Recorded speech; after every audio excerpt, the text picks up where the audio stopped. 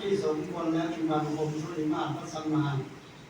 ขออัญเชิญผู้พระพุทธเจ้าท่านจะเป่าเงินผมเส้นพระโคมาจะพาบนขวาเส้นพระนารามาจะพาบนซ้ายเส้นพระโคก้ามาเป็นนำลายเส้นพระกล้าที่บายสีสุวรรณในกำลังใจกำลังนักเรียนขอใจมีไปนอนเปลี่ยนเปลี่ยนอ่านเป็นสลาดตัดปั้นขอจะมาหัวสิกรรมนะครับเดือดเถิดวันคิตวาจัญญาปาทังเมสกายาสัมพินทยายังสัพพโตสังฆมันตุมานาสิโอมปวายะนามามิสิลสานาโก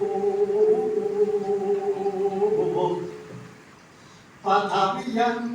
ปณิธานัโตเอหิสุขสัมปทาสิอาทิตปฏิมหาเทวัน